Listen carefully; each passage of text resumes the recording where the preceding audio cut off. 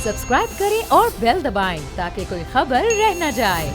बात कर रहे थे वो पाकिस्तान के उन गरीबों की बात कर रहे थे जो सैकड़ों हज़ारों की तादाद में जेलों में हैं, बीमार हैं। आज जस्टिस अतर मिनुल्लाह ने कहा कि हम ये वफाक से और सूबों से कहेंगे कि हमें बताए कि कितने लोग इस डिज़ीज़ से जेलों में मर गए, उनको रिलीफ नहीं दिया गया।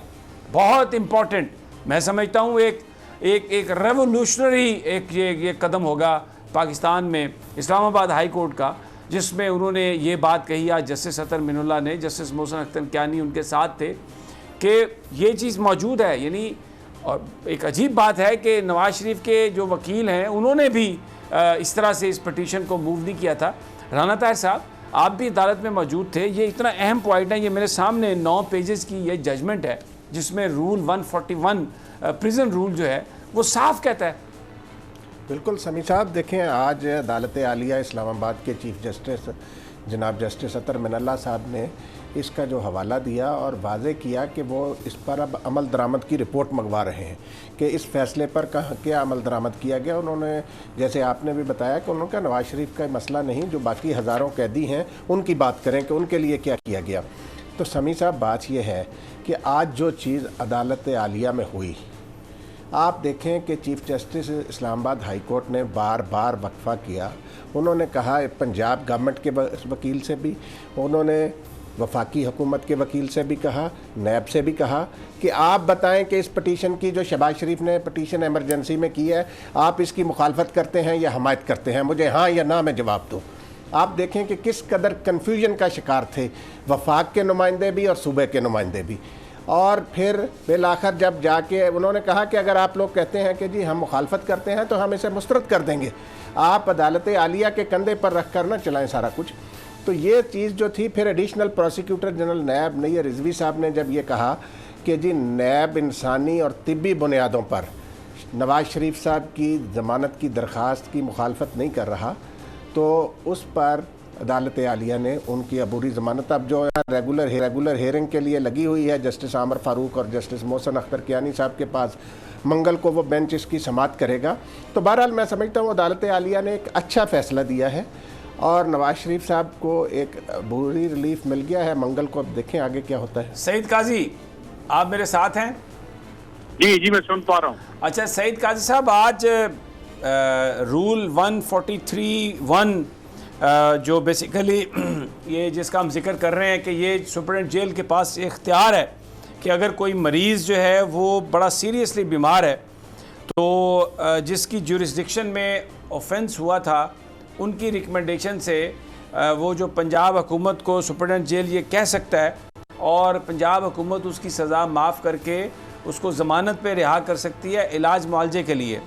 आज अदालत ने बार बार ये कहा सूबाई हुकूमत से, वफाकी हुकूमत से, नैब से, कि ये आप नवाज शरीफ के मामले में ये क्यों कहते हैं कि उनका जो इलाज है ये अदालती सवाबदीद पर है। अदालत, ये जो कानून है, जो आपका रूल्स हैं, जिसमें अदालत पहले नवाज शरीफ साहब का इस हवाले से फ़ैसला भी दे चुकी है, तो हुकूमत इस पर अमल दरामद करते हुए ख़ुद से फ़ैसला क्यों नहीं करती? क्यों अदालत के कंधे पर रख के बंदूक चला रही है? पॉलिटिक्स में अदालत को क्यों घसीटा जा रहा है? और क्या जो सूबाई वुज़रा हैं या वफाकी वुज़रा या तहरीक इंसाफ के लोग, ये इनको इस बात का नहीं पता कि ये कानून है? ये क्यों बार बार कहते हैं कि अदालत की सवाबदीद पर है? तो लेकिन मैं बड़ा हैरान हो रहा था कि ये जो प्रिजनर रूल 143 है, ये नवाज शरीफ के वकीलों ने भी इसको नहीं इस पर इसको एजिटेट किया, इसको बुनियाद बना के वो हुकूमत के पास नहीं गए। ये तो आज जब हम वहाँ पर थे तो जस्टिस अतर मिनुल्लाह साहब ने ये जब जजमेंट पढ़ी और उनसे कहा कि पढ़ के सुनाएं कि ये कानून है, तो ये क्यों ये शाई हैं, क्यों शर्मा रहे हैं सियासतदान और क्यों अदालतों को घसीट रहे हैं इसमें?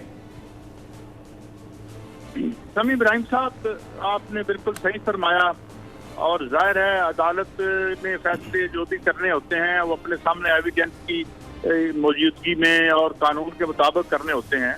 मैं तो सिर्फ इस सवाल को एक और हवाले से बात करना चाहता हूँ।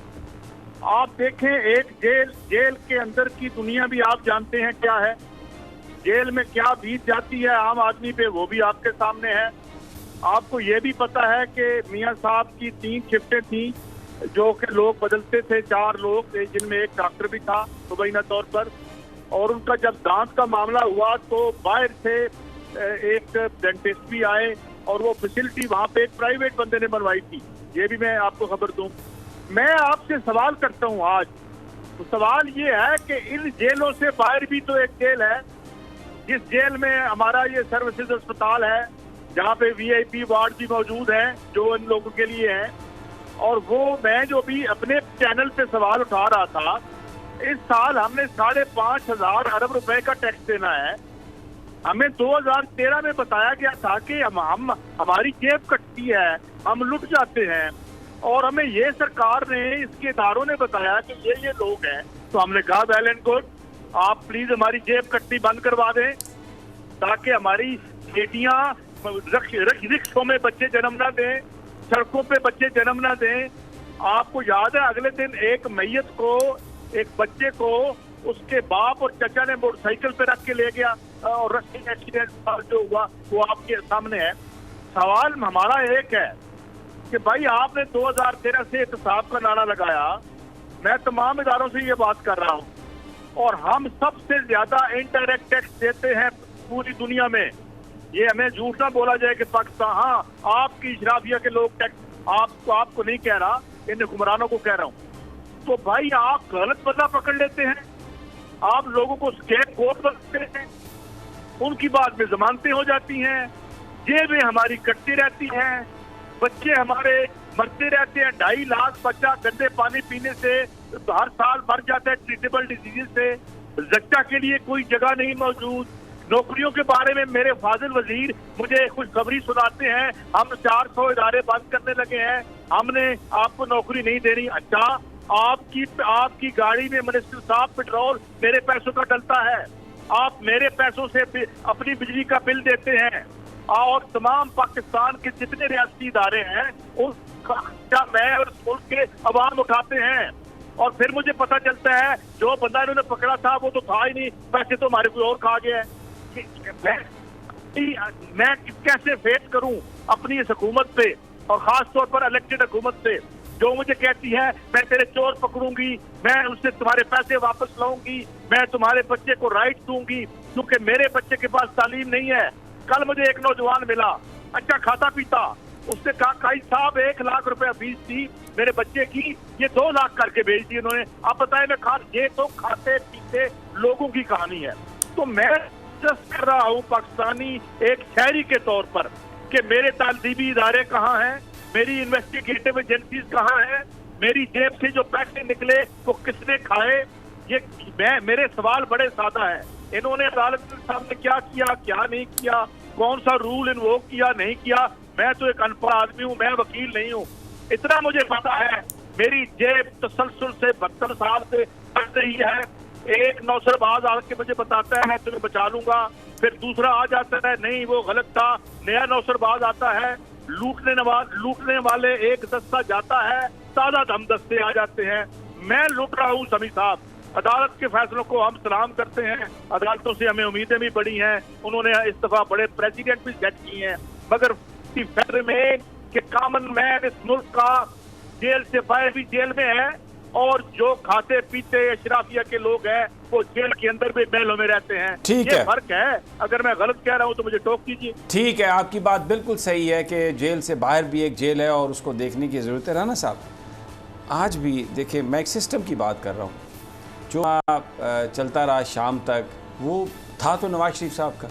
किसी अदालत ने कहा कि अगर किसी आम आदमी की भी पिटीशन होती तो हम इसी तरह उसको सुनते, यानी अदालत ने तो इसमें डिस्क्रिमिनेट नहीं किया। लेकिन फिर जज साहब ने ये बात कही कि उसके पास तो इतने पैसे भी नहीं है आम आदमी के पास, कई इतने गरीब लोग हैं कि जो आके एजिटेट कर सकें और रियासत से सवाल किया, गवर्नमेंट से ये सवाल किया कि वो जो बच्चे जो पाकिस्तान के शहरी जो जेलों में पड़े हुए हैं वो इस कानून से कोई इस्तिफ़ादा हासिल नहीं कर सकते, कोई किसी तरह उनको कोई किसी ने उस पर अमल दरामद नहीं किया, किसी ने कुछ सोचा नहीं, तो गरीब आदमी तो फिर आज भी है तो बर्बाद ही। अगर कहीं से कोई रिलीफ किसी को मिल रहा है, कोई हुकूमत का फ़ैसला आ रहा है या कुछ और हो रहा है, तो वो बड़े आदमी को मिल रहा है, गरीब आदमी उसका तो कोई वाली वारिस नहीं है, जैसे अभी सईद काजी कह रहे थे। नहीं समी साहब, आप बिल्कुल सही कह रहे हैं। देखें, आज चीफ जस्टिस अतर मिनल्ला साहब ने भी जो बात की वो दिल से बात कर रहे थे, वो दर्द महसूस कर रहे थे इन हज़ारों कैदियों का। और उन्होंने कहा कि आप बताओ हमें कि आपने फरवरी से लेकर हुकूमत वक्त बताओ कि क्या किया है इन कैदियों के बारे में। यानी बेहिसी जो है समी साहब, ये बुनियादी तौर पर तो इंतज़ामिया के पार्ट पर है ना, कि ये उनका इख्तियार है कि बीमार कैदी, अभी भी पिछले दिनों भी एक खबर आई कि जेल में एक कैदी मर गया यहाँ पे।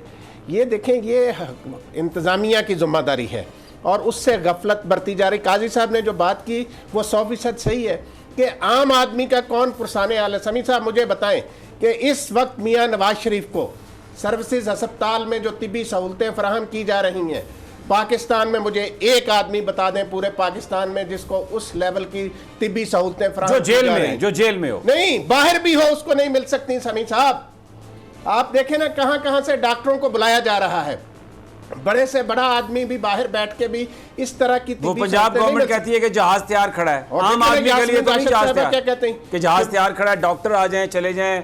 अच्छा, एक और बात भी देखें सईद काजी, ये कैसा अजीब हुस्न इत्तफाक है मेरे प्यारे भाई कि जिस तरह ये मियाँ नवाज शरीफ साहब के बाहर जाने की रास्ते हमवार होते जा रहे हैं, वो कदम माशाल्लाह जेल से बाहर अब उन्होंने रंजा फरमा दिए हैं, हॉस्पिटल में हैं, यहाँ से वो अभी घर जा सकते हैं। मंगल को अगर अदालत ने उन्हें उनकी बेल अगर कंफर्म कर दी तो फिर तो मुस्तकिल घर जा सकते हैं, या फिर अगर वो बेल रिजेक्ट हो गई तो उसके बाद फिर शायद दोबारा सर्विसेज हॉस्पिटल में चले जाएंगे। लेकिन ये दूसरी तरफ हम ये देखते हैं कि कोई इसका बड़ा एक गैर महसूस सा नज़र ना आने वाला ताल्लुक है अपोजिशन के एहतजाज से। और मौलाना फजलुर रहमान अब मान गए हैं पेशावर मोड़ पर, कहते थे डी चौक पर आएंगे, रोक नहीं सकता, मारेंगे, डंडा बरदार फोर्स है, पता नहीं क्या कुछ कर देंगे। तो जैसे जैसे ये सब हो रहा है उधर भी मामला ठीक हो रहे हैं, तो ये तो बज़ाहिर हमें कोई लिंक नज़र नहीं आता और मैं कुछ कहना नहीं चाहता, लेकिन ये अमली तौर पर तो ऐसे ही हो रहा है ना सईद काजी।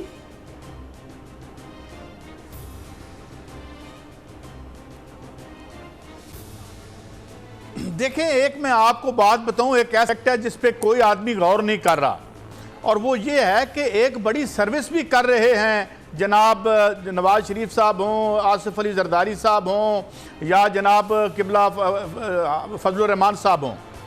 आप देखें, ये तो सेफ्टी वेल्व है, ये प्रेशर कुकर से हटा के थोड़ी सी गैस निकाल देते हैं। आप एक इंटरनेशनल लेवल पे सर्व करते रहे हैं, बहुत बड़े चैनल के ब्यूरो चीफ रहे हैं, आलमी जो तब्दीलियां हैं उन पे आपकी नज़र है। मुझे यकीन है कि आपकी नज़रें इस वक्त बैरूत पर भी होंगी, वहाँ क्या हो रहा है। आप देख रहे होंगे चिली में इस वक्त क्या हो रहा है। 1,70,00,000 लोगों के शहर में, मुल्क में 10 लाख लोग नौकरियों के लिए और गुर्बत की वजह से बाहर हैं, और कोई लीडर कोई नहीं है। किसी धरने के लिए उन्होंने पैसे किसी से नहीं लिए। कुछ दिन पहले Q2 में क्या हुआ, हांगकांग में क्या हो रहा है।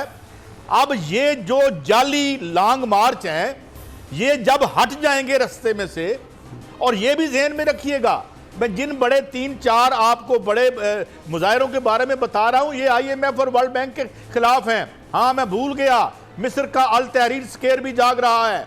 तो ये जो जालसाजी है, ये जो मार्च होता है जिसमें मैं कहा करता हूं कि 1 मिलियन में से सिर्फ 9,90,000 लोग कम होते हैं, ये बेसिकली इनका असल काम सेफ्टी वेल्व का होता है। प्रेशर कुकर के वेट को हटा के थोड़ी सी स्टीम निकाली जाती है और हमें बताया जाता है कि अभी ये अच्छे दिन गली का मोड़ मुड़ने वाले हैं। ये ड्रामा अगर बंद होता है, और जो महंगाई का तूफान लाना है इन्होंने इस वक्त, क्योंकि इस वक्त मैशत पाकिस्तान के हाथ में नहीं है, ना ही पार्लिमान के हाथ में है, वो जिनके हाथ में है वो आप उनको बहुत अच्छी तरह जानते हैं। बिल्कुल ठीक। तो अच्छा मेरे ख्याल सईद काजी, मैं रोकूंगा सईद काजी, करने लगा हूं, मैं ब्रेक सईद काजी नहीं, सईद काजी सब्सक्राइब करें और बेल दबाएं ताकि कोई खबर रह न जाए।